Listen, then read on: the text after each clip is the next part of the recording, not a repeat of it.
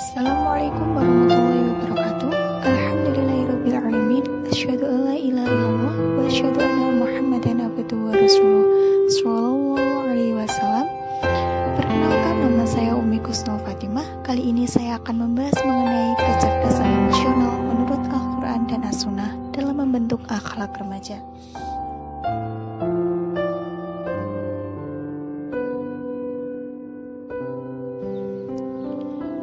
Pertama, saya akan membahas mengenai anak terlebih dahulu. Dari sebuah hadis dijelaskan dari Abu Hurairah berkata bahwa Rasulullah SAW bersabda, "Idza matal insanu anqata'a amaluhu illa min thalathah, shadaqatun jariyah, aw ilmu yuntafa'u bih, aw waladun shalihun yad'u lah." Ketika manusia meninggal, maka terputuslah amalannya kecuali 3 perkara, yaitu shadaqah jariyah, ilmu yang bermanfaat, dan anak soleh yang mendoakannya.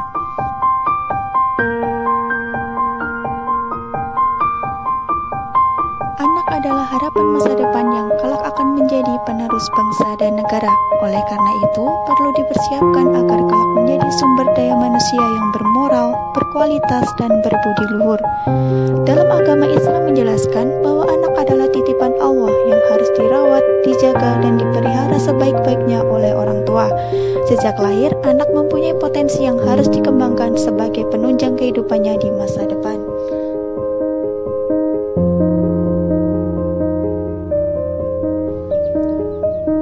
Yang pertama yaitu kecerdasan emosional berdasarkan Al-Quran. Yang pertama, kesadaran diri, bermaktub dalam surat Al-Baqarah ayat 222 yang bermaksud, "Sesungguhnya Allah menyukai orang-orang yang bertaubat dan mensucikan diri."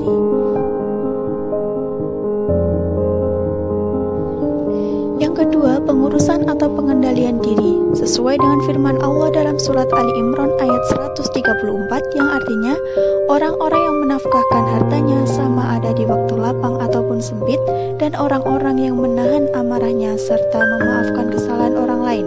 Allah amat menyukai orang-orang yang berbuat kebajikan.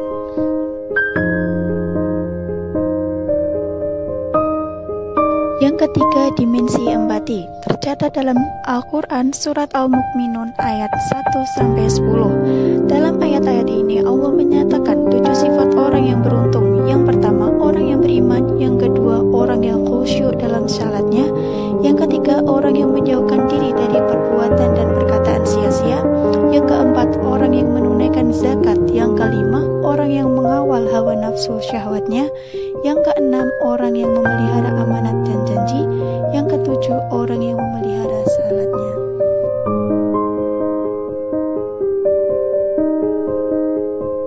Ayat-ayat tersebut membuktikan bahwa Islam sangat memperhatikan pendidikan akhlak dan menuntut supaya kecekapan akhlak ini dipupuk, dihayati, menerapi elemen-elemen utama dengan kompetensi-kompetensi dalam kecerdasan emosional.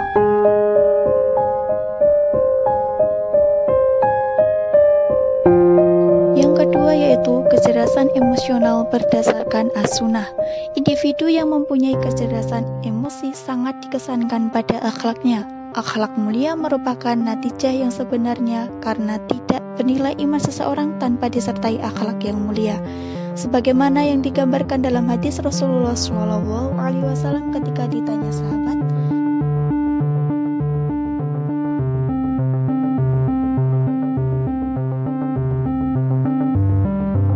"Apakah din itu?" Lantas Nabi menjawab dengan sabdanya, "Din itu adalah akhlak yang baik." Akhlak juga merupakan amal yang paling berat yang akan diletakkan dalam neraca hamba di hari kiamat kelak.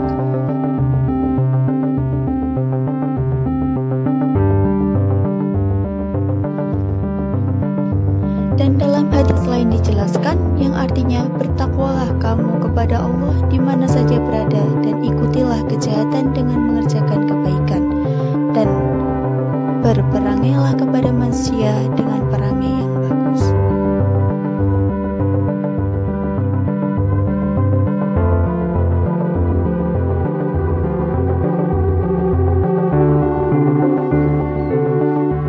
Hadis tersebut menjelaskan belum sempurna takwa seseorang jika semata-mata membaiki hubungan kepada Allah tapi memutuskan hubungan sesama manusia. Pentingnya membentuk akhlak yang baik dengan sesama dalam hadis tersebut mempunyai kaitan yang kuat dengan konsep kecerdasan emosional yang menekankan pada kecekapan mengenal pasti emosi diri sendiri dan orang lain untuk menguruskannya dan membina hubungan baik dengan sesama manusia. Individu harus mempunyai kecerdasan emosi menurut perspektif Islam, membentuk akhlak yang berteraskan syariat Allah Subhanahu wa Ta'ala dan berasaskan akidah dan dihiasi dengan adab yang sopan.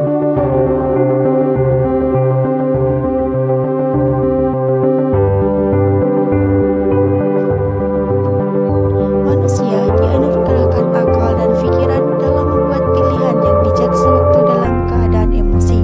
Islam telah mengajarkan manusia mengenai kecerdasan emosi sejak manusia diciptakan oleh Allah Subhanahu wa Ta'ala. Sedangkan kajian di Barat mengenai kecerdasan emosi dalam abad ke-20.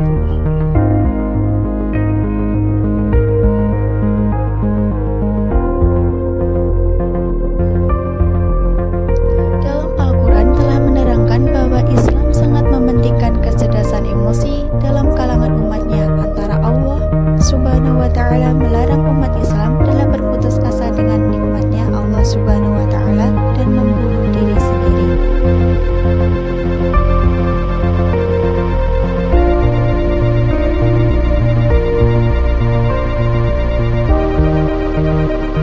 Selain itu, Allah juga menyukai sifat-sifat orang iman, diantaranya yang pertama, orang yang senantiasa bersyukur kepada Allah, yang kedua, tidak mempersekutukan Allah, yang ketiga, berbuat baik kepada kedua orang tua, yang keempat, mengikuti jalan orang-orang yang mendapat petunjuk, yang kelima, berbuat baik walaupun sebesar zarah, yang keenam, mendirikan sholat dan mengajak orang lain melakukannya, yang ketujuh, mencegah perbuatan mungkar dan senantiasa bersabar, yang kedelapan, tidak bersifat angkuh dan memandang rendah orang lain, yang kesembilan, bersederhana dan senantiasa rendah hati.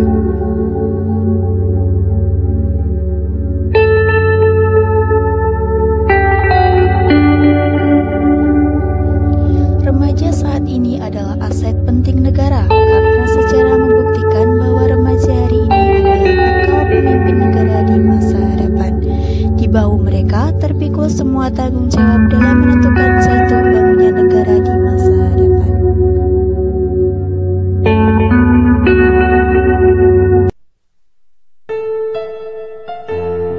Masa muda sering dikaitkan dengan masa yang penuh dengan kekuatan dan dinamik seseorang individu. Maka dari itu, remaja hari ini perlu dididik, dibimbing, dan diasuh dengan pendidikan yang berterusan dan berlandaskan Al-Quran dan As-Sunnah dalam membentuk insan yang cerdas emosi dan dikenal juga sebagai generasi rohani.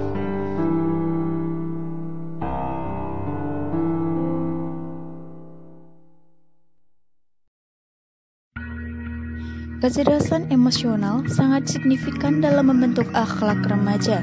Dalam proses pembelajaran dan pengajaran di sekolah, kecerdasan emosi perlu diberikan perhatian yang serius, karena individu yang mempunyai kecerdasan emosional yang tinggi akan mempunyai tingkah laku dan akhlak yang baik. Akhlak merupakan aset yang sangat penting bagi setiap remaja dalam usaha dalam memikul tanggung jawab sebagai khalifah di bumi ini.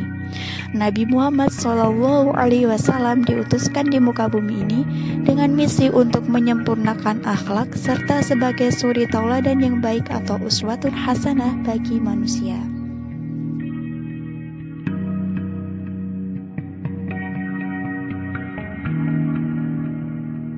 Al-Quran dan As-Sunnah adalah kitab pedoman umat Islam sesuai dengan sabda Nabi Muhammad SAW dalam sebuah hadis. Wa hadatsani an Malik annahu balaghahu anna Rasulullah SAW qala taraktu fikum amrayni lan tadillu ma tamassaktum bihima kitaballahu wa sunnatin nabiyyi.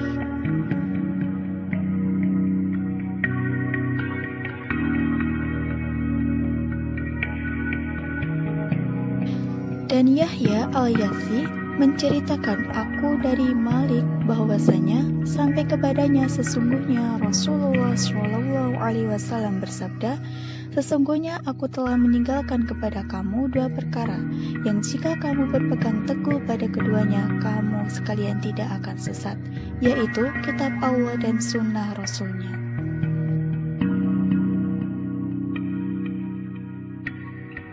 Al-Quran dan As-Sunnah harus dijadikan rujukan dan panduan dalam mendidik hari ini dalam usaha melahirkan insan yang seimbang antara jasmani, emosi rohani, dan intelektual.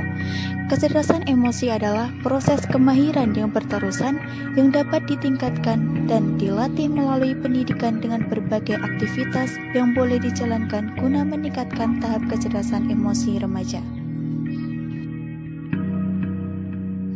Orang tua dan guru pembimbing perlu bekerja sama dalam usaha mendidik remaja menjadi individu yang cerdas emosi.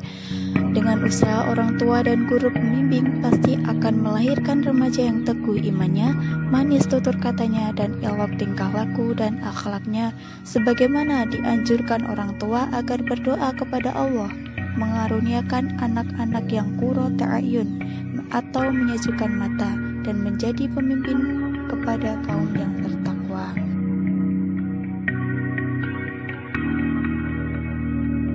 Demikian yang saya sampaikan. Terima kasih. Alhamdulillahi jazakumullahu khairan. Semoga bermanfaat. Wassalamualaikum warahmatullahi wabarakatuh.